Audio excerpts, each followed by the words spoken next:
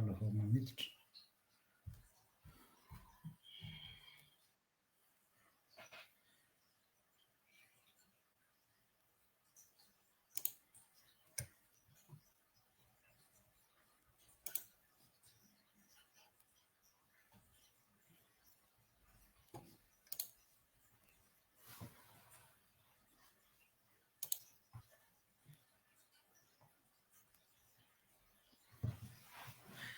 Ia,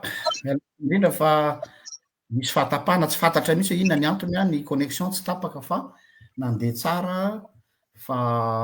verina ke toizatsika fotsiny angamba izy fa tsy averina teo amin'ilay resaka lalam-panorenana teo no asiantsika resaka kely Vanga, azonao averina kely ve iny fa tapaka atsika teo azafady indrindra. Eo amin'le lalam-panorenana hoe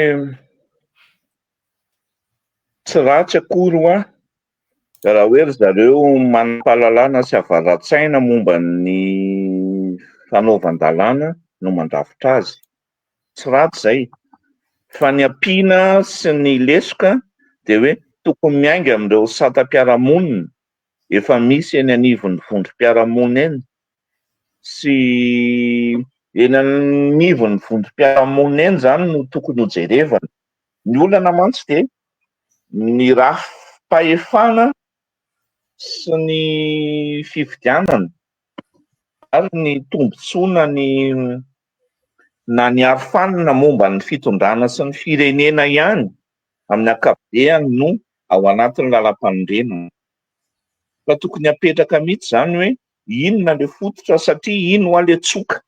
Ny teny azon-davantsika dia iny ilay tsoka. Eto resahako teo ilay hoe teto ampovoantany nisy an'ilay hoe 5 sy 300. Tsara hijerevana ireny. Any amin'ny faritra i Kongo any misy an'ilay hoe kabarim-biavy. Any amin'ny faritra Ambaravaranala any misy an'ilay fiheverana ny hoe vavasasy, vavarano.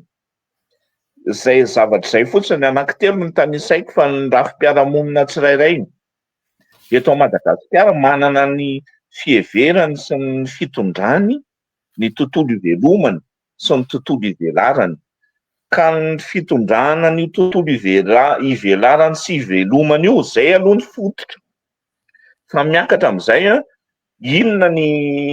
vaky teny marxiste izany nitondrako azy hoe aty ambany misy an'ireo mahafantatra tsara ny tontolo ivelarany sy ny tontolo ivelomany. Izay vao eo antenantenany eo ny mpahay lalàna sy ny mpanora-dalàna mandrafitra an'izay zavatra izay. Fa le izy raha vao avy any ambony no midina dia tsy misy ninona vanona mihitsy satria mifandona foana eto Madagasikara ny ara-dalàna sy ny ara-dravina. Ny elanelam-panahy eo amin'izay ara-dalàna sy ara-dravina izay izany no tokony ho asiana tetezana mampifandray azy. Ny tenintsika mantsy dia hoe tantara dia tany. Any amin'ny resaka tany izao izay maninona tsy mihaona mihitsy ny ara-dalàna sy ny ara-dravina. Olana anankiray amin'ny fiarovana ny alan-javaboary sy ny tahirin'ala sy ny alan-javaboary eny izao izay hoe fifandonany ny ara-dravina sy ny ara-dalàna izay. Satria tia ny ara-dalàna manaika fa tia ny ara-dravina. Misy ala rovana na toerana voaro anankiray izay ao no farmasia sy ny fasana ny tontolo ivelarana sy tontolo iveloman'ilay vondrom-piarahamonina any izany io. Fa rehefa voasokajy izy ho faritra rovana dia lasa le ara-dalàna sisa ny manjaka fa voakiky tsikelikely ny ara-dravina. Any izany vokatr'izay dia mandeha amin'izay ny resaka doro-tanety. Ny doro-tanety anie izao dia tsy fankasitrahana an'izay zavatra izay fa ahoana no tonga an'izay fihaonana sy ny elanelam-panahy eo amin'ny ara-dalàna sy ny ara-dravina izay. Tokony izay ihany koa nitondrana ny famolavolana ny lalam-panorenana, tsy lalam-panorenana iny fa Midina mpiaramonina sy ny fiam-piaramonina rehetrarehetra zany de tokony miainga amin'izay foana hoe ampiaony sy ampiavano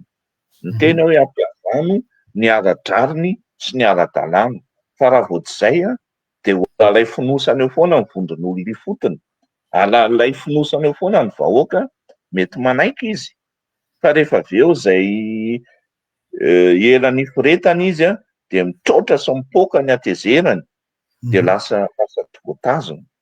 De ohatr'izay ohatra iny zany fa hitarintsika bebe de ohatr'izay foana na ny lalam-panorenana na ny fiarovana ny faritra voary na ny valan-javaboary na ny vakoka kolontsaina tsapaitanana anankiray de ohatr'izay foana ohatr'izay le olana eto an-tanàna. Izy de iza zany zao no fijeritsika azy ny olona ny ara-dalàna aloha zany zao de efa fantatra hoe ry zareo mpahay lalàna sy tompona ndraiky mpanjakana dia nefany io zao le hoe tokony hanao dialogue national, concertation nationale raha araky ny feo re efa nilaza mihitsy ara moa hoe raha sy diso Andriamatoa Cité ny filohan'ny anteny miram-pirenena hitako ny publication any hoe any amin'ny tapaky ny volana desambra any zany hoe dika zay zany antokon'olona vitsivitsy izay everina araka le teninao teo hoe am'le ara-dalàna ihany no eo fa le ara-draniny tsy hisy an-tany mihitsy dia mety hoe ifampiarahany zareo entre parenthèse elita le izy fa tsy ny vahoaka aty ambany.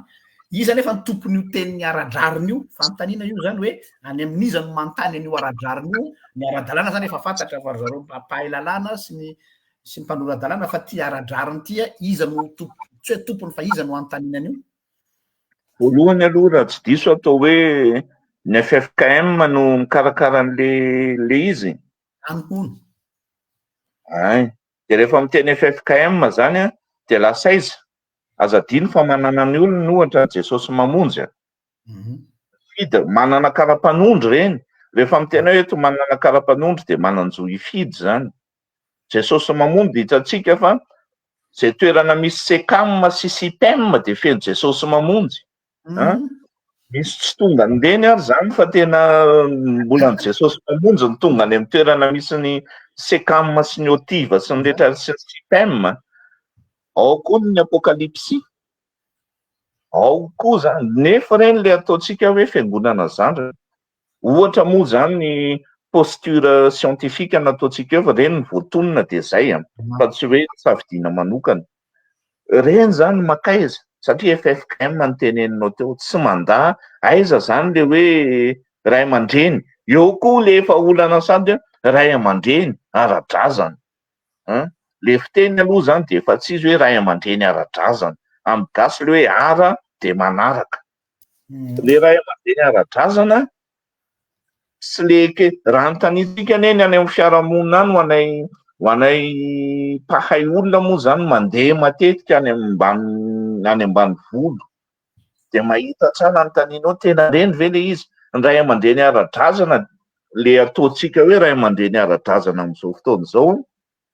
Le ray aman-dreny eo akaikikaiky ny mpandoha-bary eo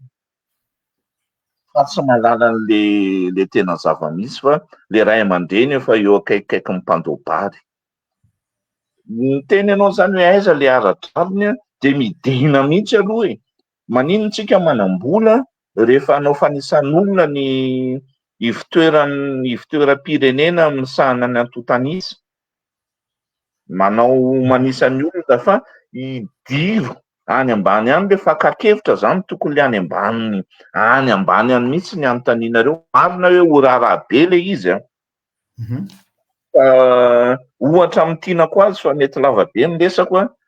iverena enona ny tantaran'ny Adamalandy de iny tantaran'ny Adamalandy iny no mameno ny zavatra rehetrarehetra tiako lazaina. Eno iny ny tantaran'ny Adamalandy rehefa nalefa stage tany Madirivalo ny mpianatry ny université de ty le ara-dalàna de ty le ara-drazana. Fa misy fotoana ny ara-dalàna sy ny atao hoe science tsy mahatakatra intsony ary tsy afaka manazava ny zava-misy le rotsy le zava-misy any ambany any fa raha mamintona zany de iny tantaran'ny Adamalandy iny no mameno zavatra rehetra, na ny laïcité io, na ny souveraineté io, na le anina, dia iny no tonga ao an-doako hoe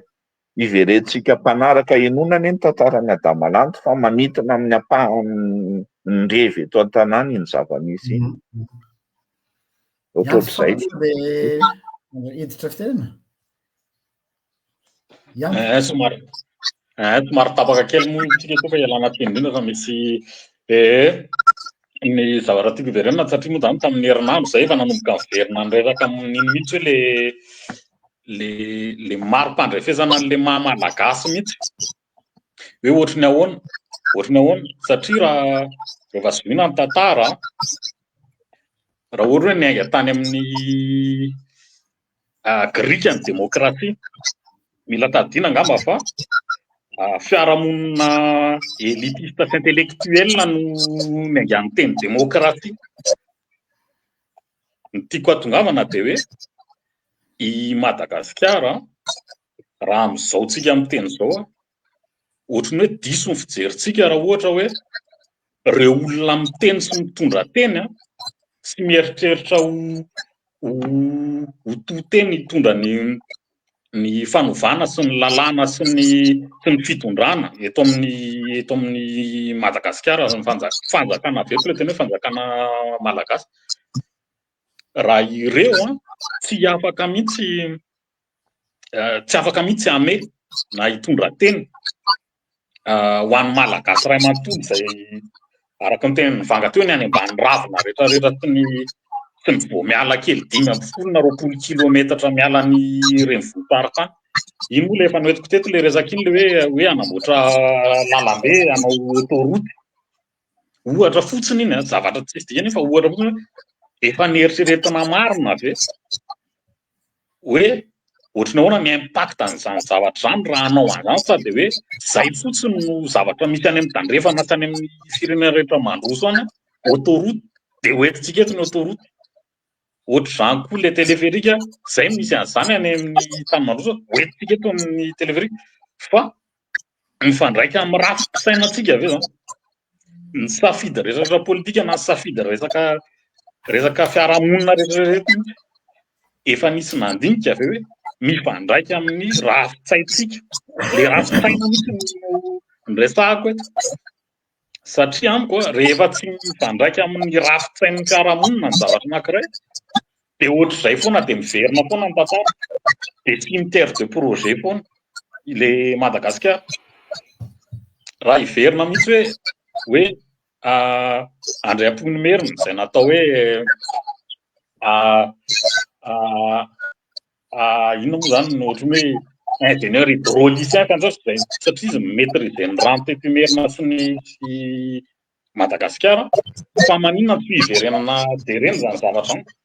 dia aperiko foana ihany ilay resaka canal de Tonga iny fa maninona ny zavatra efa eo ny jerena fa tsy amorona zavatra izay zavatra forcena hataingina fampandrosoana nety tany amin'ny tany tandrefana no forcena hataingina eto amintsika. Izay tsika izay mbola lazaina mbola anatina lasa tsy zarizary ilay kolontsaina satria tsy ilay tena mitondra ny kolontsaina sy maha-malagasy sy mahagaso no miteny fa zay foana le hoe tarazo efa tarazo avy any amin'ny mpanjanaka sisa no hataingina eto ka any mihitsy le mahatonga an'ilay fanontaniana nahatonga ny eritreritra sy ny resaka tamin'ny herinandro sy amin'izao hoe sao de diso lalana dia sao de diso ady dia resy. Iny mihitsy no tiako tenenina resahana ary vanga hoe ohatrany ahoana aiza ny lalana tokony alefa lasa mifamaofao be le fomba fitondrana antsika amin'izao. Dia very koa zany ny tanora malagasy miala very tsy misy le identité mihitsy ny tsisy. Zavatra telo no raisiko amin'izay, mety tsy hitovitsika amin'ny rahalahy hevitra fa arosiko ny ihany fiheverako. Voalohany aloha, tsy ho tsy hita fa nosy Madagasikara. Rehefa miteny hoe nosy Madagasikara, rehefa miteny hoe nosy, ankoatran'ny fivezivezeny ny varotra, de rehefa mitenitsika hoe nosy a, de misy tsenan-kevitra koa ao anatin'izay. Rehefa miteny hoe nosy, tsy etam-barotra tsy fifanakalozana etam-barotra raharahambarotra fotsiny zany rehefa miteny hoe nosy a, fa misy tsenan-kevitra sy tsenana sampiheverana be da be. Rehefa miteny hoe tsena eto tsy hoe vidiana, fa le tsena eo amin'le tena heviteny. Misy tsenan-kevitra eto a, misy tsenana sampiheverana be da be a mihodina amin'ny manosy atsika. Ray aloha zay. Faharoa, ekena hoe zay mpitondra mifandimby a tia hanamarika ny tantarany amin'ny alalana fametrahana foto-drafitr'asa. Za zany tsy mandany iny. Fa ny olana amin'iny a de hoe fantatrao ve ny zavatra ilain'le malagasy. Raha mangeta hety i ando a ka te hisotro ranon'ampango de Coca-Cola no nameko anao. Io zany amin'ny fiarahamonina tsy misy hoe omby mena vary sosoa de zazakely mena mangahazo mainy, fa mila fantatrao tsara hoe inona ny sahazan'ity fiarahamonina ity. Mety mieritreritra hoe nisy an'iny teleferika iny elana am'le katson-dalana sy ny rehetrarehetra, fa efa mifanaraka sahady ve, efa vonony. Ny azy zany tsy hoe le mpitondra metraka an'le foto-drafitr'asa ny olako. Iny samy tia metraka eo daholy, fa hoe ilay malagasy handray an'le foto-drafitr'asa ve no efa vonony. Satria ohatra, mametraka tsika takela-by ana fafana anankiray mandrindra ny fifamoivoizana. Apetrakatsika eo iny a, efa lasa afaka herinandro iny de eny amina sarety ny hitanao, ny arofanina anatetezana eny amina posiposy ny hitanao. Zany olan'izany le isika ve vonona. Eo aloha zany olana efa le vokany ny hitatsika ireny, fa le olana fototra ny teneniko hoe ny malagasy tsy nobeazina anana firehan-tsaina hanaja ny tontolo manodidina azy. Voalohany zay, hany ka rehefa misy zavatra tsara omenao azy, foto-drafitr'asa tsara, de iny le any amin'le oham-pitenenana hoe le ty allo maty rapitso toy zay maty an'io. Zavatra henjana be ny tenen'izay oham-pitenenana zay hoe raha maty amatesa raha havana. Le raha maty amatesa raha havana io zany efa tonga de tena tsy ho ataoko io zavatra io, fa raha simba de zay, ary aleoko maty rapitso toy zay maty androany. Any amin'le kolontsaina mihitsy zany no efa hitanao hoe tsy vonona ny gasy ary mila fanabeazana be handray foto-drafitr'asa milay. Zay aloha ny anankiray. Tsy olako hoa na metraka teleferika ianao na metraka zavatra. Iny moa zany fa ohatra kosa ny anankiray amina mpandalan'ny fiarahamonina anay sy amin'ny kolontsaina. No manahira anazy zao de rehefa misy rovo na tanàna masina anankiray eto Madagasikara, de eny ambony eny efa tsy maintsy misy pylône. Jereo eto Madagasikara n'aiza n'aiza, satria ireo vohitra masina, za tsy teny hoe tantara toerana mpanjakana fa ireo fonenana fahiny somary ambony toerana, de vohitra masina iny zany na toerana na nitondrana teo aloha aveny daholo ny miainga ny drafi-panorona sy ny tetim-pitondrana. Lasa tsanganam-bakoka anankiray, lasa tsinjodia anankiray, mametraka ny dindon'ny tantaranao fa eo akaikiny eo de efa misy pylône sy fiangonana. Ninino io eto Madagasikara fa jereo fa zay zao le lotona kolontsaina amin'izao fotoana izao. Any ny olako zany. Le teleferika tsy mampaninona anahy, fa misy zavatra mararirary kokoa noho iny de hoe eo akaikina tanàna masina anankiray de misy fiangonana anankiray, de misy pylône anankiray. Olana zany amiko. Ny fahatelo manarakarak'izay de le hoe inona ny teneninao teo hoe le maha-malagasy. Le maha-malagasy anie tsy zavatra tehirizina any amin'ny musée, fa ny maha-malagasy ny tantara malagasy mantsy miova anaky eo amina nisy fiovana maromaro ary tsy tamin'ny taonjato fa 5 zany vao nisy olona teto Madagasikara fa efa porofona eo amina tsiripika velona zany na amin'ny arkeolôzia efa 9,000 taona talohan'i Jesosy Kristy nefa nisy olona teto amintsika. Zay ny teneniko hoe le tantarantsika koa dia tantaran'ny mpandresy foana fa raha ohatra ne ka ny bitro no manoratra dia afaka ny fitantarany an'le mpiaza fa hatramin'izay dia mpiaza foana ny manoratra dia samihafa dia ny tantara azadiny fa ny tantaram-pirenena malagasy dia soratana tamin'ny fanjanahantany na talohan'ny fanjanahantany nanangona dia misionera na io norveziana na io jesuita aty ariana vao misy manam-pahaizana sy avaran-tsaina gasy manoratra fa mbola vao miainga eo foana hoe eo amin'ny taonjato fa 5 dia raha lambony na mpianatra ninan'omby nefa ho anay nanao fohy sy ny tany amina nanao fohy arkeolôzika dia efa nahita fa tamin'ny taonjato 4,000 talohan'i Jesosy Kristy efa nisy taonan'omby nitetehana tamin'ny zava-maranitra zany hoe tsy Andriamanelo zany na mpianatra ny gasy nanefy fa efa tany aloha tany sy raha lambony na mpianatra ny olona ninana omby fa efa nisy tany aloha tany ary tsy tamin'ny taonjato fa 5 no nisy olona voalohany teto Madagasikara fa efa tamin'ny 9,000 taona fa manino Madagasikara tsy manana préhistoire dia zay tsipikevitra fotsiny fa teneniko hoe le malagasy koa nefa mivoatra le malagasy mivoatra ohatra hoe nisy zany atao hoe golo zany fa golo dia nisy natao hoe tomoka dia nisy natao hoe tomoka dia ny gola dia ny vazimba dia zay vao nitolo fa isika inona itsika ve manana sapieverana mamaritra hoe malagasy toy inona aza diny fa itsika nitolon'ny itsika nitolon'ny ankehitriny tsika nitolon'ny ankehitriny dia mila zavatra hoe inona no apetratsika ao tsika zany nitetezana fa le malagasy ko antsy indraindray hoe le malagasy tany aloha tany foana fa isika inona zavatra apetrakitsika na ny fomba fianjaika io na ny fiheverana raha sorinao ny aty amiko aty dia mety hibridana hoe zay zavatra tsy vita malagasy aty amiko aty dia mety mibridana dia zay ny teneniko hoe amin'ny manosy atsika dia toerana ifamezivezen'ny tsenan-kevitra koa tsika na tiana na tsy tiana dia le malagasy amin'izao koa zany mila faritana fa tsy hoe le malagasy dia hiverina anao salaka tsy zay ka le malagasy dia hitodika any eriana foana fa le zava-misy iainantsika ankehitriny mihitsy farito indray hoe ndao hiaraka metraka hoe inona natsoina hoe malagasy amin'izao taonjato fa 1,20 zao dia ohatra ataoko foana hoe matetika mapetraka ny influenceur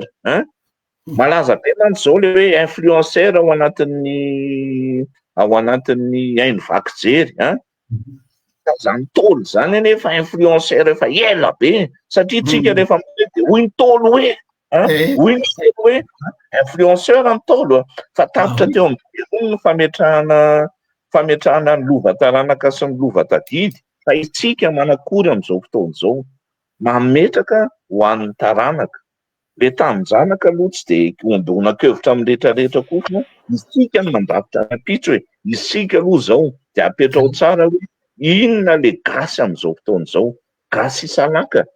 sa gasy mivevy raha fisainana zany iny dia tsika mila manonja ao anatin'le zao tontolo zao bambaray ity le mondialisation zany fa raha tsy zany divitra tsika ary ny kolotsaina tsy zavatra rovana kolotsaina dia basy hoentina manafika fa tsika mantsy hoe aroviny kolotsaina ny kolotsaina ny zavatra entina manafika ka raha tsika manana basy ve nefa isy anafika ianao dia apriminao any anaty vatasariana ny basy ny kolotsaina ny fitaovana voalohany hoentina manafika amina firehana be da be dia ny kolotsaina aloha zany tsy tokony ho arovana fa tokony hoentina manafika raha tena tsara misy zavatra andresanao teo mifandraika amin'le mivolazanao teo aloha hoe iza ny manoratra ny tantara ary tsika mila manoratra tantara zany hoe manoratra tantara ho an'ny taranaka aorianatsika dia ny malasa kely ny eritreritro de ty hoe misy ne zany ny ahoana hoe lazaka hoe mialatsiny fa za tsy mafy an'le teny malagasy ofisialy le hoe ataosika hoe kolikoly ara-tsaina na ara-pahalalana misy eo ampahay tantara malagasy zany hoe corruption intellectuelle ho an'ireo manam-pahaizana izay mety atsotsika hoe nanova ny tantara araky ny tena na tsy nanova fa nanafina an'le izy aleoko ataoko hoe nanafina de lasa zavatra fa no avoaka ono a te antany anao en tant que anthropologue ianao a sy ianareo anthropologue sociologue hoe azo eritreretina ve zany a ho atsika am'izao fotoana zao ny mamerina manoratra tantarany Madagasikara zay ny tiako tena manao recultura ho anareo zay ho an'ny efa manana ny fahatsiarova ahoana hoe mitahiry ny tena le fotom-piaina malagasy sy le réalité ankehitriny mba ahafahantsika mametraka le zavatra aradrariny zay zany ray ny anto mahatonga manao zay masy de zao hoe raha zany no izy azony aradrariny atao tsara mihitsy ane zany no mandrava ataoko hoe mandrava mihitsy na manositra manaisotra ny zavatra zay avoaka ny ara-dalàna ka tsy mifanaraka amin'io tantaratsika io sy le maizy azy atsika io fa zavatra tinginana ety amboniny zay tsy mifanome tsy compatible ozy teny vahiny mialatsiny de lasa mahatonga n'io zavatra ohatrany somary atao hoe bancal sa ahoana tsy haiko fantanina mba nandalo saiko zay tsy hoe kolikoly ara-tsaina le izy fa reo mpialo lalana le mpikaroka mpialo lalana talohan'ny tena zany a de voafehy ny atota-kevitra azony kirakirainy sy ny tany amin'ny toerana nandehanany satria ohatra fotsiny raha ho anay anthropologue zao de mametraka foana hoe Raymond Descaries baiboly ondanany Raymond Descaries zany ary misy collection Raymond Descaries ao Tsimbazaza ao ny jesuita sy norvégianina ho any nanoratra aloha taloha de hafa ny fomba fijeriny zareo ary reny le hoe approche ethnologie ethnologie ny maso-tsaina nentina fa taty aoriana efa nisy kosa ny mpikaroka maromaro nametraka hoe ty no izy zany zao ohatra ny zavatra ataonay ao amin'ny musée ao amin'ny institut de la civilisation etra Isoraka miaraka amin'ny université Antananarivo rehefa zoma ray ao anatin'ny volana misy an'le hoe zoma efampizarana de reo mpikaroka rehetrarehetra reo no mitondra fanazavana hoe nisy an'izao ohatra fotsiny hoe voalaza foana hoe gasy ny nandevozina de nisy naondrana fa tsy tenenina ao anatin'ny tantara mihitsy hoe ny gasy koa ane ka nananandevo fotsy hoditra nananandevo vazaha frantsay anglisy tsy nitenenina zany nefa ny gasy nananandevo frantsay sy anglisy ohatra fotsiny zany akoatran'le fa niteneniko teo hoe misy zavatra be da be tsy hoe kolikoly izy fa voafetra ny fikirakirana sy voafetra ny tsy afaka nanana fahafahana feno ianao zany tamin'ny atota-kevitra mikirakiraina taloha fa ny olona tamin'ireny voakira fa izao efa nisy ohatra hoe any amin'ny volom-piaramonina tandroiny de efa hita tany ny tamboniny le ADN fa misy hoe misy grika ny nonona teto misy grika ohatra rehefa miteny tantara ianao de apahany fotsiny miteny zavatra nosoratan'ny Ferron Cassang reny zao azo iverenana mihitsy hoe nidiran'ny Alita Hoaraty teto Madagasikara fa manino reny ny kasiana azo iverenana ijerenan'ny tantara reny Damatsoa noratra zavatra be da be Mopera Damatsoa noratra zavatra be da be ohatra fotsiny hoe l'évolution occulte de la race malgasy zavatra ienjana be ny soratan'ny Damatsoa tam'izany boudista malagasy Ferron Cassang ny hoe ny volan'onjato sy ny rehetrarehetra maro zany le ny zavatra reny ohatra fotsiny zao ny ataonay mpikaroka le ao amin'ny musée de civilisation sy ny archéologie apetraka fotsiny ohatra hoe ny vazimba de olona zenizeny de lava fohy kely de traponify fa tao anatina foy nataonay a ny inventairena foy de ny fasambazimba de 2 metatra sy 80 ny foy indrindra. Azonareo amariny zany rehefa tonga aty ao amin'ny musée ao Esoraka ao, ery Faravohitra tota-kevitra amin'ny tenan'izay, ny vazimba tsy olona foy, ny vazimba tsy ka kelikely de hoe lavanify, tsy zay, fa ny fasambazimba natao a de 2 metatra sy 80 reo olona no foy indrindra tamin'izany fotoana. Zany zao de efa tantara tokony ametrahana hoe inona le izy. De ny tantara zany no mila jerevana, fa isika koa mila mahay makalesina amin'ny tantara ahafahana manoratra ny tantara, satria rehefa mitenitsika ohatra eo tantara le andro de hoe manao vakana be, de manao malabary de isalaka de anao inona, tsy zay fa malagasy inona zany tsika zao. De le malagasy am'izao no tokony aingano, marina ho jereny fahiny fa tsy le fahiny foana no jerevana, fa mila mandrafitra koa ianao hoe inona, satria misy koa mantsy miteny eo le hoe de fa ity nataony vahiny de ny lasa zany maha-malagasy zany de tsy ao tsy antsony, fa ny apetrako am'izay fotsiny hoe le maha-malagasy tsy tokony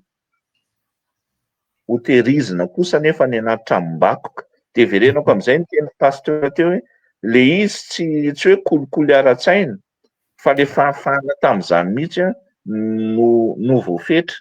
De izao rehefa hijery koa tsika de any anatin'ireny ohabolana sy angano reny, zay zany zao efa manomboka, atomboka amin'ny tenako efa manoratra boky de nanoratra zavatra maromaro mamoy sy mamoa ary mametraka an'izay hoe inona koa ny kolotsain'ny ankehitriny. Mitenitsika hoe kolikoly, io kolikoly io anie tsy zavatra misy voaingany, nisy ny teny hoe tamin'ny andron'ny Repoblika faharoa, fa jerevo ny oam-pitenenantsika miteny hoe na anana aza mahavaly ena, na vato aza nahita tsoa ho sora menaka. Kolikoly anie zany. Zany ny anana mahavaly ena zany kolikoly zany. Fa maninona no fa zay zany izy fa ny endrika fotsiny no miova isaky ny vanim-potoana, fa le izy efa ao foana. Anisan'ny kolotsaina malagasy zao de tia koa ny olana isika miteny foana sy mitabataba hoe inona ny sotoavina, sotoavina olona zao, sotoavina malagasy, fa mbola tsisy ny teny. Ary ito kosa ijoroako hoe mbola izarery no sanametraka hoe ny sany ady hoe aza ny sotoavina fotsiny no iraina, tsy de raina, fa mba tamin'izao koa hoe inona ny ratsy lavina. Misy ny sotoavina de misy koa zany ny ratsy lavina. Ary ny ratsy lavina hitatsika eny amin'ny fiarahamonina eny, ny fady sy ny satrana ary ny dina sy ny feham-pihavanana. Any no ahitantsika zao natao hoe sotoavina, fa tia koa natsoina hoe ratsy lavina. Fa raha mbola io sotoavina io foana no voizintsika fa tsy harangarangatsika koa le ratsy lavina, enjana. De ohatr'izao foana ny eto a Madagasikara zany, miverina foana ny tantara. Ono satria tsika miteny hoe souveraineté, misy moa le souveraineté anatiny koa lay fiandrianam-pirenena anatiny sy le ivelany. Matetika moa mitaha amin'ny any ivelany foana, fa ny atao anatiny de am'resaka hoe firenena anankiray entre parenthèse hoe tandalana, zay moa le voizina. Raha mihainao ao zany zao hoe satria anisany maly zao nanao karazana valandresaka teto hoe ahoana ny ahafahana mitay zany le malagasy, satria ny potehina zany tamin'ny fitondrana fandimby teo, indrindra tamin'ny farany teo, ho lasa tsy manaiky fehezan'ny lalàna. Zany hoe fa tena tsy ao anatintsika malagasy ankehitriny zany, satria tsy ao antsika malagasy fa hitsika ankehitriny le hoe fehezana, satria raha menao le fanazavanao teo de hoe tsy matsapa angambany ve hoa le malagasy hoe aradrariny ve io lalàna apetraka amin'io ka tsy raisy no manan-kery. De ny fanontaniana apetraka zany de hoe mba ahafahana azo eritreretina ve zany hoe mba hahatonga an'le malagasy ho tandalàna am'izay lalàna efa misy na ho foronina na ho soratana eo tsy tokony azo ahoana ny fomba hampafantarina an'le malagasy am'izay ary lay zany zavatra rehetrarehetra zany misy possibilité ve ianao masa miteny hoe zay zao izy anao amin'ny mozea manao zao de mihainao zany zao de za eto mitsiritra mihitsy hoe ahoana ny ahafahana mivulgariser an'zany tena miinfluencer misy le vahoaka am'izay hoe tokony voaka ho an'lay masse populaire zany fa eto zany mbola nareo lay varam-pianarana momba an'le izy chercheur mpikaroka no tena migioka an'le izy fa ahoana ny atongavan'izy aty aminay sarambabé bahoaka satria hitako mihitsy hoe raha mazava amin'ny olona ne zany maizy azy sy ny identité zany a de izy ihany no sarotiny amin'ny lalàna ny anazy zany hoe tsy mila tenenina akory izy hoe mba aza manao maloto eto le ty e aza manao anay fa mba ajao satria izy mafitsapany valeuran'io toeran'io ahoana zany ny ahafahantsika miverina vulgariser zany aty amin'ny vahoaka am'izao zany nareo avery amin'ny mpikaroka makaty amin'ny vahoaka tsara be fa raisiko ohatra le teneninao hoe ahoana ny tsy amaniny sy angerezana eny amin'ny lalana eny fa jereo fa rehefa misy olona zay mangery tsy mamany amina toerana anankiray de io toerana namaniny io na nangerezana nanaovana maloto io a na ao ambadika fivarotana na ao ambadika birao-panjakana na ao ambadika hopitaly misy dikany misy dikan'izay zavatra zay de lasa hoe sazy ty na ihany koa ao ambadika na rindrin-jiro ny jirama sy toerana lehibe lasa navahiny na lasa n'le mpanefoefo ao an-tanàna misy dikan'izay faharoa misy efa zao ataonareo zao ane zao de efa famahonan'le izy efa endrika anankiray ary saorana anareo le mba ho tafapaka any am'le vahoaka le vahoaka fa tsy valala-be mandry tsika mantsy mampiasa io valala-be mandry io de iny koa efa toerana anankiray fanjanahantsaina iny antsoina hoe valala-be mandry iny autant de mpaniry iny raha le kolotsaina any ivelany fa ny atsika valala-be mandry tovy ihany reo sapy everan'ireo de itsika manaiky hoe valala-be mandry valala tsy mandady arona efa ianao mihitsy zany no teneny hoe eo foana nareo de eo de eo de eo fa vahoaka le vahoaka ny tsaratsara kokoa efa epitany amin'ny vahoaka zany ty zavatra ataonareo ty de eo ihany koa le ny ataonay miseho le izy amin'ny alalana zavatra be da be any amin'ny musée iny fa manao famelabelarana sy manao boky ho an'ny rehetrarehetra zay sy fidinana malaza moa ty teny ty de ndry amiko hoe fidina mifotony fa tsy ampy zay fa eo zany tsika mametraka an'le anjara asan'ny ministeran'ny kolotsaina mavesatra le izy izahay Tsirkasim vahininao tamin'ny heriny izy mety ny lazainy teo ngamany tam'izay fa efa tamin'ny 5 taona lasa zay niady momba ny politikan'ny kolotsaina eto Madagasikara. Io politikan'ny kolotsaina io raha vao tsy tafapetraka de tsy mipaky zay zavatra zay. Misy politikan'ny kolotsaina zany apetraka mihitsy hoe ireto satria io politikan'ny kolotsaina ny rafetinay io de niainga avy any ambany avy any amin'ny fototra mihitsy no nentina taty ambony de natsonay daholo ny olona rehetrarehetra manomboka any amina mpandisy ny mpanao asa tanana hatramina mpahay lalàna nanao an'io zavatra io 500 page le izy 500 pejy le izy tam'izany fa rehefa mandeha le izy de lasa teo amin'ny 420 pejy 420 pejy moa zany zao de efa io zany politikan'ny ministeran'ny kolotsaina zay zavatra resahanao zay mahavita ny asany ve izy ireo ny fandimby tena tsy nisy de eo ihany koa zay hoe le tamberina andraikitra le tamberina andraikitra ny mpitondra zay nampindramina ny fahefana sy mipaka tsara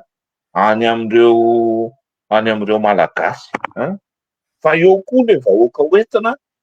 mila nanaraka an'izay lalàna zay hoe inona le izy ohatra asaina mandoety ianao de mitabataba le olo efa lehetra ane zao mahirana zany io zany tsy avy any amin'ny mpitondra ihany kosa foana koa aloha ny olany fa itsika vahoaka mihitsy koa indraindray tsy mini arak'le teneninao hoe tsy mahay an'le lalàna. Itsika zany de tonga de hoe te hiaina baranany fa tsy misy an'izay afaniny zay. Rehefa tsy manjaka tsy apetraka ao io a le olana teo foana hoe raha vao tsy tenerana ny anga tany amin'ny fokotany le izy a de tsy akendro le rony e. Arak'le niteneniko tany am-piandohana hoe ny eto Madagasikara rehefa mandika lalàna ianao vao mahafantatra hoe aika nisy lalàna nodikaiko.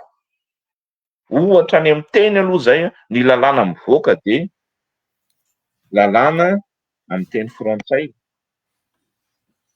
atao amin'ny teny frantsay. De nahita moa zao tamin'ny tapabolana hoe ezahana ny amoaka sy ampahafantatra ny ampiasaina ny teny malagasy. Fa olana anankiray zany zao hoe averiko ihany koa 5 taona lasa zay de efa niady ho an'ny politika ny teny. Fa mbola tsisy teny amin'ny nametraka hoe asio amin'izay le tenim-pirenena, le teny malagasy ofisialy. Eto amintsika anie tsisy teny malagasy ofisialy e. Ny antsoina hoe teny malagasy ofisialy dia teny ampiasaina amin'ny fitantanan-draharaha mpanjakana. Zay no atao hoe malagasy ofisialy. Tsy misy teny malagasy ofisialy eto Madagasikara mandrakity ny androany tsy mbola mipetraka amin'ny politika ny teny izay efa nidinay mafy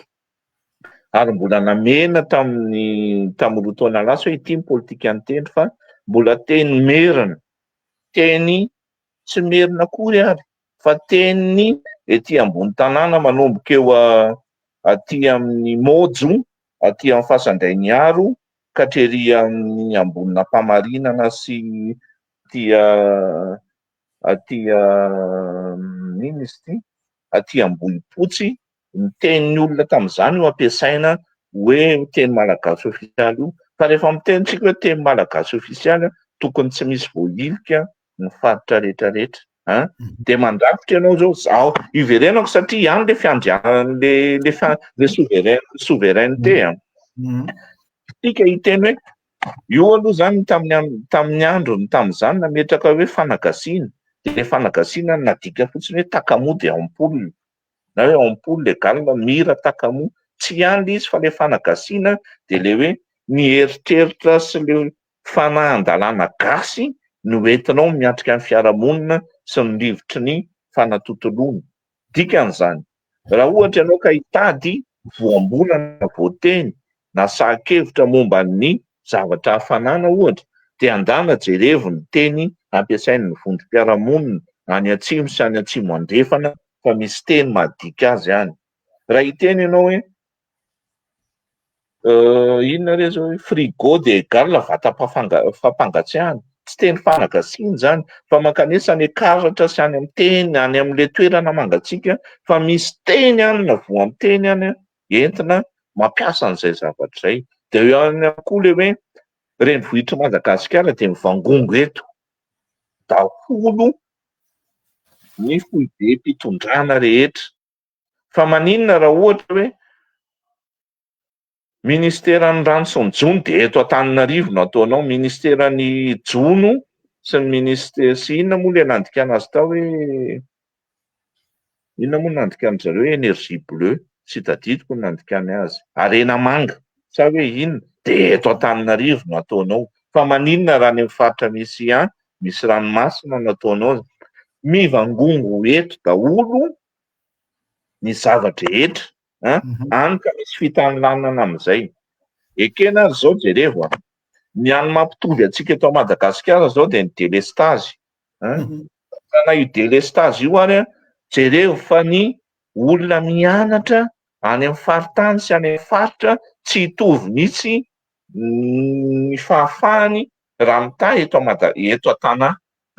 Eto aloha zany de aty daholo ny varavara-pahalalana rehetrarehetra fa ny any amin'ny faritra tsisy. De jereo fa iza no elita ny sanga no mitondra de izy zay na izy ny volavolain'ny rafi-pampianarana sy ny fotom-pampianarana tany ivelany na izy teto Antananarivo rehefa afaka baccalauréat ny anatra. Fa jerevo amin'izay eo de efa misy antsana mangitsokitsoka ny any ambarabaranala ve ohatra zao ampanalanao BEPC CEPS bac dia hitovy ny vitany eto an-tanàna nefa tsika miteny hoe état de droit l'état de droit io tsy io koa moa zany le dika teny dia ny hoe état de droit dia mira fanjakana tan-dalàna l'état de droit io aneka raha tena jerevantsika ny fotony raha reo hoe any amin'ny tany républicaine natao état de droit tsy hoe tany tan-dalàna fotsiny fa ny état de droit dia ny olona rehetra dia tsy zanak'ikala hafa amin'ny fampahafantarana ny zava-misy sy ny zoany ao amina firenena anankiray izay natao état de droit. État de droit ve zany zao Madagasikara raha ny zanako eto Antananarivo no ampifaninanana amina fidirana amina fanjakana ohatra fotsiny misy olona samy afaka baccalauréat tany Ambovimbeandroy, tany Ejeda, tany ohatra koa hoe tany amin'ny Ambatondratsonegaly na tany Sanjakatso Mananaravatra sy teto Antananarivo. Hiditra fifaninanam-pirenena ao amina ataoko hoe magistrat hitovy ve ny zoan'ireo na ny accès amin'ny information na ny zavatra rehetrarehetra na samy afaka baka ary dia efa mandringa ilay zavatra zany ny zavatra io dia hikorotana foana ary ohatra fotsiny any hoe ny any atsimo lazaina fa hoe tany kere ny any atsimo anie tany milevin-drano io ao atsimo io Toliara tany milevin-drano zany hoe misy rano ao fa io le tarazo tanjanahana hatramin'izay satria ny tany Toliara ihany ohatra no tsy mety vaky ny vazaha satria nanana fanoherana enjana be ry zareo tany amin'ny faritry Toliara dia nampidirina ny lagaly, nampidirina ny biby fihinanam-boly dia nampidirina ny valala dia hatramin'izao izy tratran'ny fahirana ary natao hoe fahirana dia io mahazo ny any atsimo io état de droit ve zany Madagasikara ohatra fotsiny fa maninona raha jereo hoe misy zavatra hoe tany milevin-drano io rehefa tsy omenao rano izy any nefa matanjaka be ny masoandro dia maninona tsy asiana any ary ny énergie solaire malaza ny varatraza ny avaratra maninona miandry amin'ny resaka jirama foana na zavatra hafa fa ny varatraza maninona ratran-drahany misy zavatra be da be eto fa mila any koa le souveraineté mila tsy baikony le lojika mpamatsy vola zany ny mpitondra fa raha mbola mpamatsy vola no mitondra dia hovizana eo foana tsika dia eo le vakiko kely fa mahafinaritra ao le EDA miteny izy mantsy hoe satria tsy misy firenena adalana ampy mamay-poana hiakatra eo amin'ny fitondrana na hoanahy hijanona eo raha tsy misy tokony meko azy ny amin'izay ho takalo-patsa vidim-pihinanana ary ny vazana dia ny iray amin'ireo zava-masina na izy telo miaraka io ny takalo-patsa vidim-pihinanana takia ny firenena io na ny tanindrazana izay no misy faritra avela ilibany na ny fahaleovantena no tsy maintsy ampandeferina eo anatrehany na ny firaisam-pirenena no atolotra hopitehany izay le tenenin'ny EDA ao anatin'ity fanagasiana ity tsy namorona fa efa lazaina daholo ny lojika mpamatsy vola dia mba manasa antsika tonga dia manentana zany ivereny ity fa zavatra tsara no resahany ato fa teneninao daholo ny zavatra rehetra ary ny ondanany anisan'ny namonon'olona antony iray ny tifirana amin'ny Ratsimandrava ny fampiarany an'ity doktrina fanagasiana nosoratany Emilson Daniel Andriamalala ity fa ato daholo ny zavatra rehetra. Ia, tiako misy terme navoakanao teo fa raharotiko amin'iny hoe raha zany no izy dia mila atsangana mihitsy zany ny tsy haiko filazana zany doctrine sociale et culturelle ny malagasy hoe inona zany no baibolitsika malagasy amin'ny fampandrosoana ny firenena tsindriko tsara zany hoe inona ny doctrine sociale et culturelle atsika amin'ny langasy ka zao ny amo za olona pragmatique be sur terrain le hoe mametraka ady fotsy zany hoe tsy maintsy combat io ady io araka iteninao hoe ny ministère ny kolotsaina tsy nametraka an'le izy mihitsy fa de modimody hoe ampandizina kely de anaovana podium kely de zay zany atao hoe kolotsaina de hoe tao tsy tadidiko tapoka ny teninga Ibrahim Traoré tsy nanomana zao teny zao fa mahenonao de ohatrany misy hevitra tonga ao tsaiko ozy izy Ibrahim Traoré zavatra magagany ozy izy amin'ny mpamatsy vola de zao hoe manana tetikasa zay ozy izy hoe fikarohana nataony Burkinabe anankiray zay hita fa hoe apisy karazana loharanombola maharitra ho an'le tanora tanàna nanao exprès nanao fanandramana mihitsy zany izy jere testeny azy reo nanao démonstration zany amin'ny vahoaky hoe jereo nareo nge le toe-tsain'le mpamatsy vola de noentina le projet ozy izy tany amin'ny mpamatsy vola ny ambassadeur sy ny banque mondiale et tout de hoe zay tsy mamatsy an'io fa noentina indray aveo izy izy lay tetika ohatrany resaka festival na hirahira na lanonana reny de tonga de zareo no niazakazaka nanoana an'izy de teo ny teneniny hoe ianareo ve zany ozy izy no hamatsy vola ny lafin'ny kolotsaina sy ny mozika ty aminay aza ihany no mahalala ny toko izy teo zany ny porofony hoe ny mpamatsy vola araka zay teniko zay hoe tsy hamatsy vola mihitsy ny zavatra zay hametraka an'ilay doctrine sociale de za zany manetretra ty hoe lasa anao karazana olazan'ny olo eto masitsika zao sura fa tsy maintsy ho avy ny commentaire an'olo ato na rapitsy na afakapitsy hoe nareo manao mialatsiny am'le teny vary aminana hoe masturbation intellectuelle ozy izy hoe asehonareo ny mampikariko anareo de mahay nareo de ina zao zy dikan'izany zay zany de ria zany mieritreritro hoe mety misy hevitra ve afahana mifanometanana amina ataotsika hoe isaky ny teboka tsirairay zay afahantsika mitondra an'izay any amin'ny vahoaka de tena hoe tadiavana ny fomba afahana mivoy an'izay eo anivon'ny fiarahamonina na moa zany nana le resaka teo ozy reo moa no concertation nationale resaka politika ny azy fa ny anay manokana aloha tsy ny paradis reto de hoe ny concertation nationale de ohatry zao mihitsy hoe tena andao resaka andray mandeha andinika hoe izy tsika manahoana momba tsika ka zavatra azo rehetrareto na ve ny mikarakara zavatra ohatry zany amin'ny any ifotony nivon'ny faritra sy ny vahoaka any ka hitondrana devitra ohatry zao ho an'ny publika mihitsy am'izay zany fa tsy ny mpikaroka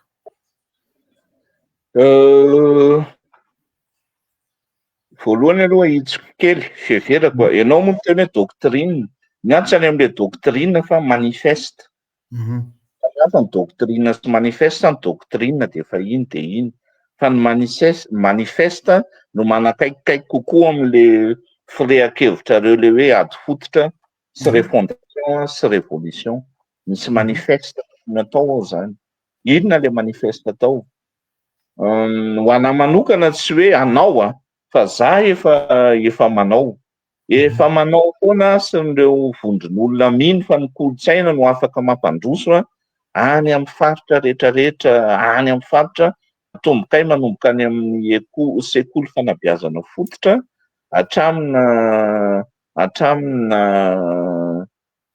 olona rehetrarehetra manao zay any ambany ravikazo any isy ataona tsy hoe midoka tena fa ny ataonay mavita eo amin'ny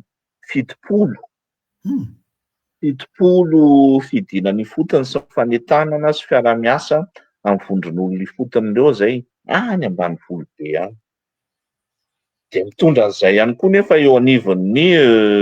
ambaratonga pahefana tokony manao an'izay fa tsy misy valiny fa nenay ataonay foana de manangon'izay ohatra hoe inona ny teny fampiasa inona indray ny zava-maneno tsy ampiasaina tsony inona ny dinety-paharazana inona ny dia vaovao inona ny fivelomana misy zavatra maromaro angoninay ary ny fiarahamonina ohatra ny zava-drehetra ihany ao anatin'ny fiarahamonina misy zavatra maty de misy zavatra velona manao zay de eo ihany koa le miteny ianao teo hoe Traoré aza adiny fa rehefa miteny an'iny tary iny tsika de io zavatra noentin'le ry teo io ne io zavatra hoentiny am'izao io any Burkina Faso io dia zavatra niainga tany amin'ny Akimila, tany Antsirabe, tam'izany fotoanany. Efa reviny eto, satria io bandy io ka namaky Thomas Sankara e. I Thomas Sankara ka fanakaiky be tamin'ny fahavelony tamin'ny Emilson Daniel Nandriamalala e. Ary fanagasiana nentin'ny Thomas Sankara raha nanao anangana refondation an'ny fireneny na hoe hiady fototra ny fireneny Thomas Sankara niainga tamin'ity e. Jereo fa i Thomas Sankara nanao an'le alphabet commando niainga tamin'ity ne io e, alphabet commando fa ny antsika ty le hoe fanagasiany ty. Ny sainam-pirenena tonga ka niainga avy eto Madagasikara ary misy tsy tadidiko ny anaran'le mpanao gazety SN niaraka tamin'ny Thomas Sankara e. Nanao an'io revolution io ary io tohizany io bandy mitondra any amin'izao fotoana izao e. Ka tsy magaga tsika moa mihira fa io revolution hoentiny ho tary io amin'izao fotoana izao ho an'ny Burkina be dia tao amin'ny Akimila niainga. Ary ny bandy mafy be mitondra ka miaramila izy na manamboninahitra na manamboninahitra lefitra dia aza tonoana fa nivoaka tao amin'ny Akimila. Isika moa zany hoe Saint-Cyr, za zany midoka kosa hoe rehefa misy zavatra amin'ilay e. Akimila namolavola olona henjana be ary anisan'izay Thomas Sankara io tary amin'izao fotoana izao io ny revolution nentin'ny Thomas Sankara io entin'io ary niainga tamin'ny fokon'olona fototry ny fireneny izay nosoratan'ny pasteur Fety Michel sy ny alaolana tamin'ny Ratsimandrava hoentin'io tary io amin'izao fotoana izao. Ary io bandy io nanakarama mihitsy mpandika teny i Thomas Sankara ary any aminy any azy zay akaiky an'io fa ny fokon'olona fototry ny firenena nosoratan'ny Paul Ramasindraibe nahoana no vondrona ho fokon'olona isika nosoratan'ny pasteur Fety Michel fanagasiana izay nitondrana ny Burkina Faso amin'izao fotoana izao. Zay le mahatonga amin'ny teny hoe io revolution nentin'ny Sankara sy nentin'io tary io amin'izao fotoana izao dia niainga tany Antsirabe. Dia isika jereo ny olona amin'izany fotoana izany nefa niondana ny zavatra nisy teto fa maninona isika tsy manaiky hoe milay. Zay koa olana aloha hoe isika miandy fankatoavana foana. Ny fiarahamonina miandy fankatoavana ataoko ohatra ny fiarahamonina nisy fa satria ny fiarahamonina anankiray mitambatra ny fototry ny firenena. Ny olona anankiray rehefa hanao zavatra dia miandy fankatoavana foana. Fa maninona raha manaiky tsika hoe amilay dia teneniko hoe ianao moa teo ny teny hoe ahoana na mpifakan'izay zavatra rehetra izahay efa manao. Zavatra toa mivanga zany matoa-teny metomboka amin'ny M fa tsy ohatra ny nataon'ny mpitondra hatramin'izay metomboka amin'ny aintsony azy. Itsika hanao an'izao fa zahay sy ny miaraka aminay manao. Dia zay koa zany teneniko anareo mpitondra maro anareo akamireo satria betsaka koa ny akama ao anatiny ny teny manaraka dia rehefa mikabary re tompoko atombohy amin'ny aintso aza atombohy amin'ny M izay ny zavatra teneninareo ny matoa-teny fa aza atao metomboka amin'ny aintso tsony satria ny anay nanao zavatra be da be zay. Ohatra fotsiny izao hoe zay hoe maka olona zay eraky ny faritra zay sangany ampiakarina aty Antananarivo na ny avy aty Antananarivo entina mitety faritra dia mifaninana satria ny mampitovy ny vondrom-piarahamonina eto Madagasikara dia noho izy samy hafa. Zay no mampitovy atsika isika samy. Dia io fahasamihafana io arena be io fahasamihafana io. Dia io fahasamihafana io amin'izay no tokony hoentintsika mitambatra hoentina manafika. Zay zany le tena hoe ady fototra raha zany anontanianareo. Maka hevitra amin'ny fahasamihafana dia avondrona iny dia hoentina manafika. Mba tsy tonga amin'le hoe manano teny le masturbation eo dia manao masturbation fa izay fahasamihafana izay no entintsika mandeha ny hevitra ao tsy hevitra ao ny hevitra tsy fihevitrareo de zay no atambatra de manome loko be da be. Mety hokany mihitsy zany le révolution na refondation na ninona voambolana hitondrana azy fa miainga avy any amin'ny fototra eo. Ary averiko foana hoe betsaka ny olona am'izao matololo ataonyity tary tary Borikina be ty fa tsy tonga sainy mihitsy izy hoe miainga tam'ty i révolution ataon'le rio satria izy naka an'le doctrine ny Sankara moa naka an'le zavatra nataony Sankara izy. Jereo nefa Sankara sy Ratsimandrava nitovy ny zavatra niainany. Satria nanelingelina le baiko amin'ny mpamatsy vola. Zay zany le tiako. Dia afampitohiziko am'izay le izy hoe nampiarahantsika mantsy Vietnam hoe laïcité fananina misy aloha ny resaka le souveraineté mialoha satria raha fijeriko zany hoe mifandray lo hevitra ireo le souveraineté sy le laïcité. Ianao ve tsy mahita isika koa eo koa iando zafady hoe ny fikasana tsy fantatra iza no mikasan'io hanafoana ao anatin'ny lalam-panorenana ny laïcité de l'État tsy fomba anankiray vea hamerana an'ilay souveraineté de l'État mihitsy ny tena ambadika karazana ohatrany hoe mialatsiny ampiasa teny vahiny cheval de Troie zany nesoran'le laïcité mba am'izay zany le souveraineté an'le firenena mihitsy ny tsy isy ao anatin'izy de ono raha ianao zany tonga de tsy nomanitsika ty mandarany eny nomana fa tsy ny fampiomana atsika. Raha ianao zao nantaniko mivatana hoe raha ianao manokana inona ny modèle na laïcité de l'État tsika malagasy satria io moa tsara zavaina antsika mpanaraka ny pejy tsy misy hoe ny olo asa foano ny laïcité zany hoe raha ny marina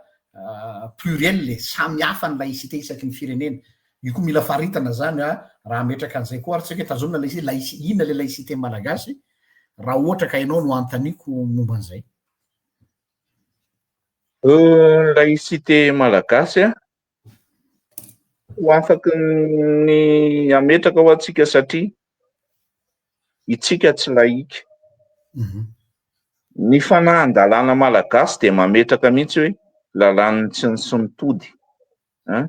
Zavatra hafa mihitsy zany lalàn'ny tsy ny sy nitody zany. Raha za zany le ametraka hoe laïcité de zavatra maromaro no napetrako. Voalohany akala zao daholo satria zay ny famaritana netiko teo natsoina hoe firenena laïka de tsy mendana. Akala zao daholo ny fomba rehetrarehetra amin'ny firaim-pinoana misy izay toavina sy ankatoavin'ireo vondrom-piarahamonina rehetra eto Madagasikara. Zay ny voalohany. Ankatoaviko daholo ireo rehetrarehetra ireo. Faharoa, tsy ankatoaviko daholo ny zavatra rehetrarehetra. De mitovy koa zay. De fahatelo,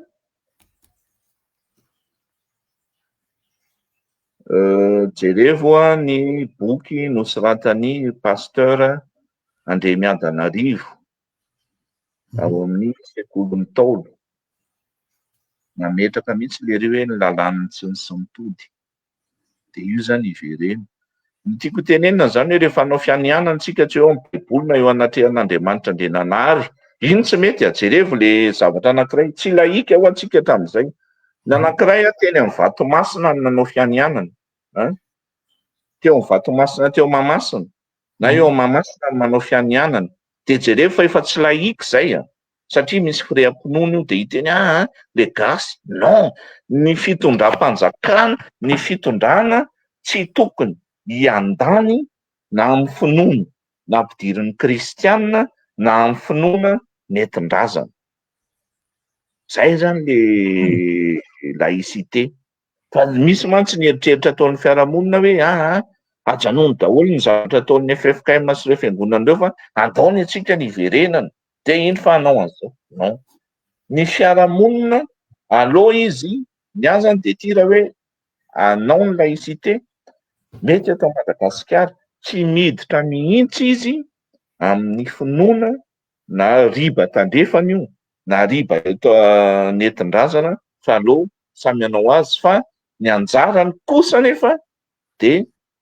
ny manamora ny fanaovan-draharaha ara-panjakana amin'ny taratasy sy ny rehetrarehetra satria io tsy afaka isika ny eo dia efa miteny ny hiram-pirenentsika hoe tahionao ry zanahary tsy laïcité ne zany tahionao ry zanahary tsy laïcité zany tsindrazana ity tsy izy zany ianao mametraka ny hoe dia ankalazaina koa ny alamady be tena ampidirina ny fankalazana ny alamady be dia Eid el Fitra dia Noely dia ny Pâques dia foany koa zany io dia aza ankalazaina ny ao amin'ny calendrier antsika koa tsika tsy ankalaza krismasy tsika tsy mankalaza Pasika fa na io ary anie dia efa tsy mampiseho hoe laïque tsika laïque ave tsika dia ankalazan'izany ahodikodik' le resaka fa ny azany dia hoe raha mametraka tsika dia na ankalaza daholo na foany daholo zay ihany ireo roa ireo dia zay ny hiram-pirenena. D'accord. I Ando sao dia mbo manako lazaina ino ma le am'le resaka laïcité io tsy tsika rery eto Madagasikara moa zany misy olana tsy hoe olana fa mametra-panontaniana manodidina ny teny io amin'izao fa ny ankabetsahan'ny firenena tandrefana koa mametraka an'io amin'izao akoatran'ny Amerikanina moa zay efa mametraka ny azy mihitsy hoe in God we trust ny azy efa mazava tsara ny toerana fa ohatrany hoe ny firenena zay mbola ny firenena rehetra zafady am'le hoe en mouvement culture koa en mouvement moa zany fa tsy hoe mijanona eo fa mametraka an'io fanontaniana io daholo ny ankabetsahan'ny firenena amin'izao raha amin'ny Frantsa manokana zao ny resahako dia ny azy ny laïcité any mitaka ny laïcité izy fa ny laïcité any dia ny fitazomany ny kolotsaina sy ny fomban-drazan'ny frantsay zany hoe tazominy amin'ny maha katolika azy izy zay ny azy ny laïcité any teneniny hoe zay dia firenena katolika fa ny azy aloha ny voalohany dia ohatr'izay ny hoe tiako atongavana hoe fa maninona raha hoe afaka apetraka hoe laïcité amin'ny firenena malagasy fa ny atsika aloha ny voalohany le tiako tenena am'leo ny atsika dia tsy le hoe andeha hiverina amin'ny salaka sy ny tsy hana mihitsy fa le hoe ovintsika no afaka mamerina mamehy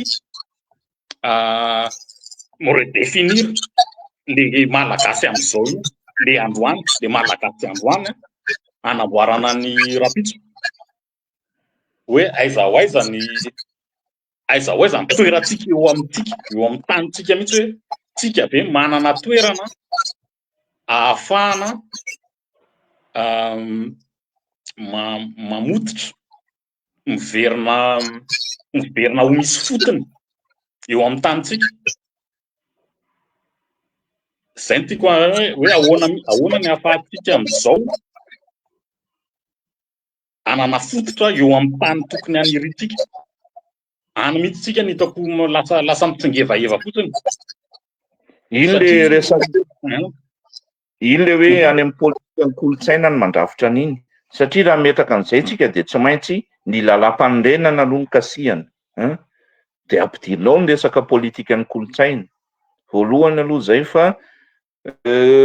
ny politika ny kolotsaintsika mihitsy ho any tsy mazava ka hoe inona eo zao tsika dia hiteny hoe atao andro tsy hiasana ny taom-baovao malagasy le taom-baovao malagasy eto Antananarivo iretsahana io dia ahoana zany ny any amin'ny faritra olana ray zay faharoa le teneninao hoe frantsay ny laïcité any tsy laïque izy zany ka efa théocratique izy amin'izay fotoan'izay fa tsy laïque satria katolika raha metraka izy hoe fivavahana io moa zany tsy hoe lasa rehefa miteny ianao hoe tsy laïque laïcité any amin'izay fotoan'izay dia miandany théocratique izy amin'izay fotoan'izay fa tsy laïque ka i Madagasikara ve zany hiverina ho fanjakana théocratique sarotra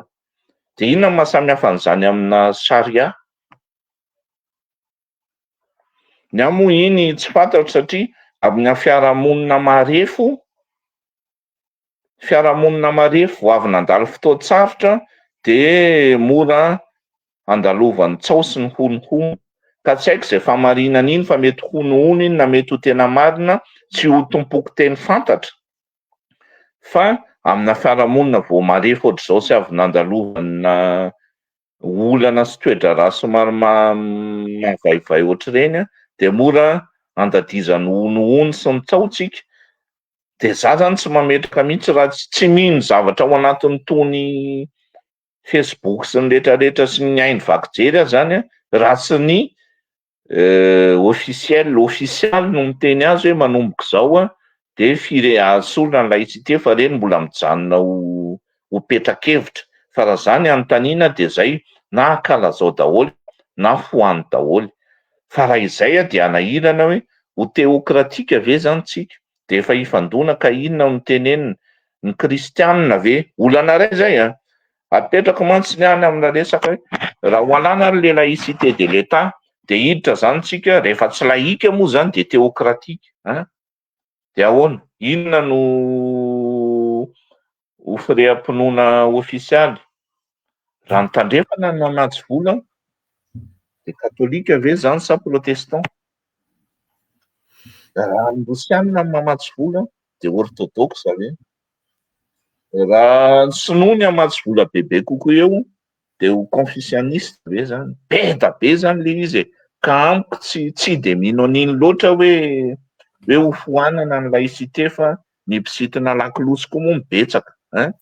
Fa raha zany anontanianao hoe raha foanana de zay. De raha manova an'iny zany de hovay koa ny hiram-pirenena. Zay hevitra tsy haiko hoe mahavaly ny fanontanian'ny pasteur ve? Ieka, misaotra betsaka. Fotoana moa mandeha de mandeha be ny zavatra tiana resahana fa na angamba ny fangatahana hoe satria arak'izay hoe tsika mametraka ady fototra zay tsy vitandray andro fa be dia be ny are-tsaina zay tokony ho fantatry ny ankehitriny fa tsy ny hoe taranaka ho avy akory ary momba ny maizantsika satria raha ny fanambinay ato anivon'ny révolution zany akoatry ny politika zany moa iny efa vokatra ty ambadika fa le olana fototry le fiarahamonina zay hoe fiverenana fampafantarana ny malagasy mihitsy aloha iza izy teo aloha ary izy tsika ankehitriny arak'ilay teninao teo zay de hoe tsara angambany raha misy fiaraha-miasa ohatrany hoe karazana anaran'olona na mpikaroka ianareo mafandimby izay tsara hoe ampafantarana ny oloneto akoatran'izay fataonareo any ambanivohitra isaoranareo be deaibe satria na tiana na tsy tiana arak'ilay teninao teo ihany hoe mivoatra ny toe-draharaha misy dia mampiasa Facebook ny tsy tena hoe ny akabeazany fa ataontsika hoe misy olona maromaro ihany dia za mino mihitsy tahakay olona mihaino androany zao de hoe ve zany de izay fotsiny amina zava-dehibe tsy hoe fotsiny efa zava-dehibe satria micrée déclic zay any anatin'ny sain'ny olona na eo amin'ny fomba hiatrehany zavatra maro zay déclic zay zany ilaina hoe raha te hisy ny révolution fikomina mbola very foana ny tenin'ilay tonindatsoratry ny gazety La Croix nafinaritra tany Ambositra izy nanao valandresaka de hoe tsy hisy ozy ireo fondation za raha tsy misy révolution ary tsy misy ny révolution za raha tsy misy ny fikomina ara-tsaina io zany hoe le saina zany tsy manaiky tsony fa mila mikoma izy ahoana nefa ny atongavan'le malagasy am'izay fikomina ara-tsaina zay dia ny fahalalana vao nyresahako maly teto zany tamin'ny live nataoko maly hoe tsy mitovy arak'le teninao teo hoe tsy mitovy ny fahari-pahalalana no lay chance tsy mitovy isaky ny faritra de za zao zany anisan'ny zavatra mba nieritreretiko voizina arak'izay de mifanojo amin'ny zavatra lazainao hoe ilaina mihitsy ny karazana université populaire ampiasaina ohatrany tony ho fampafantarana ny olona mitohy am'izay hoe fahoana marina moa tsika tia de zay ny mbangatahana fiaraha-miasa aminareo mpikaroka malagasy aloha mba ho fantatry ny malagasy hoe manana mpikaroka tsika io mantsy ny anisan'ny zavatra anankiray mampalahelo koa ny aty andafy ianareo mahalala tsara fa vola tsy toko tsy foroana ny lanin'ny fanjakana tsirairay amin'ny recherche peu importe io na historique io na scientifique io satria fantatry zareo tsara ary zay ny tena mampome sy mampalaelo hoe fantatry zareo tandrefanareo fa ao amin'ny fikarohana no lasa lavitra ny zareo na antsika indray a le fikarohana lasa zandrindraha raha ka mba fandraisana anjara kelina eto hoe tianay ny mba aminokatra kely ny sain'le malagasy hoe isaka zoma mba isy loha hevitra anankiray matanjatanjaka ohatra hoe inona ny teboka nareo ihany afaka miteny hoe ty teboka ray tya tsara anaovana fandarina ho an'ny olona de ty olona ty ny tandrify an'le izy de ohatrohatr'izay hatrany hatrany de mba mino aho fa mba tsy ho lany vola fotsiny olona hijery Facebook hijery zavatra hafa tsy mampandroso fa de zay ngamba ny fangatahana marina koa ny hafa tsy haiko raha mbola misy avelako nareo mirahalahy raha misy teny farany alohan'ny zaratsika. Misaotra anareo nanasa de alako tsiny raha ohatra hoe tsy fenino ny zavatra nozaraiko teto a fa iny moa mbola azo atevenana de miteny moa ianao hoe misy olona ve tsy maninona anisan'ny miara-miasa amiko akaiky azonao resahana mety fantatrao i pasteur Teandrazana Arivelo. Bandy mafy be koa zany amin'ny resaka kolotsaina nanana doctorat lery no mafy be zany amin'ny resaka le black théological pasteur Teandrazana Arivelo protestante lery FJKM fa lery jerevo ny thèse le black théological le nametraka hoe mainty hoditra Jesosy inona no rehetrarehetra mifandray amin'izay zavatra raha iresaka refondation zany tsika iresaka révolution intellectuelle na révolution psychologique na refondation de anisany olona tsy azo dingan'ny pasteur Teandrazana Arivelo Jacoba satria anisany miara-mikaroka aminay izy amin'io resaka révolution io zay ny anankiray de misy olona maromaro afaka atononareo na mialatsiny fa niatso nonoko ny anarana satria ireny ny anisany mamoy an'le fanahalana sy le information tsy mainstream fa vazaha fikarohana moa misy zavatra mainstream fa ry docteur Radim Lassantal zao anisany mikaroka ary nahita tsara hoe tsy tamin'ny 15e siècle misy zavatra teto fa efa tany aloha tany reny zany reo anankiroa reo zany ny tonga tao an-tsaiko fa azonareo jerevana reo de afaka manampy foana eo ihany moa zany fa tsy maintsy ho foana zika Randidoni mino aho fa mety manaraka izy mijery fa Randidoni koa bandy mpanao gazety lery fa nanana zavatra noentina sy ny fanerasera tamina Sinobe-kevitra maromaro de mino aho fa manakolazaina izy de misaotra anareo fa misaotra antsika rehetra de misaotra ny mpanaraka fa tiako ampieritrretana antsika mitentsika hoe refondation sy ny révolution sy ny rehetrarehetra de ampatsiahy hoe zay moa anisan'ny olona taizana lovatsofina taizana tany lovatsofina zay mandrakitiana ankehitriny de ihatra anankiray lazako amin'le resaka hoe teny maninona ohatra hoe kotifety sy maka de lazaina hoe fetsifetsy sy fatsora satria ny nanangona ny angano de olona jésuita sy missionnaire protestante de napetraka anatin'ny angano hoe fetsifetsy kotifety sy maka fa raha jerevantsika nefa ny angano de hoe ny ray mitondra baika tao anaty sobika vita amin'ny tanimanga de ny ray mitondra baika tao anaty sobika de nilazaina hoe gany voromahery de ny ray mitondra angady de hoe angady vao nitefena de nefa kaila izy angady tanimanga de niraisina fotsiny hoe fetsifetsy koty sy maka ikotifety sy maka hoe fetsifetsy sy fatsoro fa tsy hitatsika mihitsy ny ambadika hoe ny gasy tamin'izany de efa nafantatra ny hoe nisy révolution ny civilisation pastorale sy civilisation agricole le angady sy goaika napetraka teo fotsiny hoe fetsifetsy reo ohatra koa hoe rapety de lazaina hoe manao diatongotra hoe ataony indray mandinga ny aveto mankary amin'ny toerany fa tsy nitenenina mihitsy hoe vany farak'izay kapitalista sy mpanao vary mandeha efa tamin'izany androny rapeto izay malava tongotra azy ary farany jerevo apetraka foana dia hoe kiodibekibo sy fiaramaleny iny aneka le Madagasikara le souveraineté sy ny laïcité ny teneniny angano iny fa tenentsika fotsiny hoe kiodibekibo sy fiaramaleny iza moa i fiaramaleny sy Madagasikara ary iza le kiodibekibo tsy le lozika kapitalista sy consumerista apetraky ny mpamatsy vola efa tamin'izany fotoana izany efa nisy bandy nanana vision tamin'ny alalan'ny angano namitraka hoe i fiaramalemy sy kiodibekibo le lozika kapitalista sy le lozika ny vondron'olona fotony fa ivereny reny angano reny zany fa any ihany koa ny lovatsaina ny teny mantsy ianao ohatra hoe révolution ara-tsaina dia any anatin'ny angano ny mila trandrahana satria reny harena-kibony teny raha anao révolution zany tsika ara-tsaina dia ny angano aloha trandrahana fa any anatin'ny angano any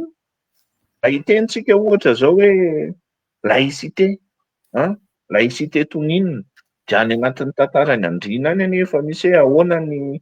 zanak'Andriamanitra zany tsy vaovao tamin'ny gasy fa nidina taty izy ny maraina dia natsoan'Andriamanitra ody izy amin'ny hariva dia niara-ny lalao tamin'ny vazimba teny akaratra ny tantarany andriana sy ny tahirin-tsaina gasy nefa nanao an'izany ary misy dikan'izany hoe na rehefa Andriamanitra taty rehefa niteny hoe natongony vavy dia resaka akoholahy fa maninona ohatra ny kristianina pastera sy nareo pastera ataoko sangisangy le izy hoe rehefa paka dia tenenao le tia le tantara iny dia tsy naneny intelo akory ny akoho misy lanjany le akoho any amin'ny baiboly fa rehefa ny angano gasy miteny hoe niaraka tamin'ny lamba rongony sy akoholahy avy any an-danitra ny zanany zanak'Andriamanitra nidina teto Madagasikara teto an-tanàna teto dia nentin'ny zanak'Andriamanitra io lamba rongony sy akoholahy dia nitatahana ny takory-babon'ny akoholahy mba hisiany ny vary haniry fa ny vary avy amin'Andriamanitra maninona n'izany dia lazainy hoe anganom-bavy antitra davatra ohatr'izay zany misy révolution enjana be marina hoe eo ankilany ny angano jiosy ataoko hoe angano jiosy le zavatra lazain'ny baiboly fa misy koa ny anganon'ny Ntaolo sy ny angano rehetrarehetra eraky Madagasikara mitahiry ny fedra sy ny tantara momba ny famoronana tamin'ireny zavatra ireny ka izay zany mipetraka hoe tsara ihany koa nareo mijery mahay angano sy tantara momba ny zavatra ireny dia mamerina ny fisaorana anareo mirahalahy dia mamerina ny fisaorana ho an'ny rehetrarehetra ialana tsiny fa kely dia kely ary tsy feno ny zavatra aina teo dia amin'ny manaraka indray manao misy kokoa rehefa tonga ny fotoana fotra indrindra misaotra betsaka vangana maliny antonay tena misaotra betsaka dia aingany hoe amin'ny manaraka rehefa hoe mbola afaka foa mivanga rehefa tsony fa tena misaotra betsaka vanga meko amin'ny pastera angamba ny teny famaranana ny teny famaranana dia fisaorana zay moa araka nefa voateny teo isaorana be lehibe satria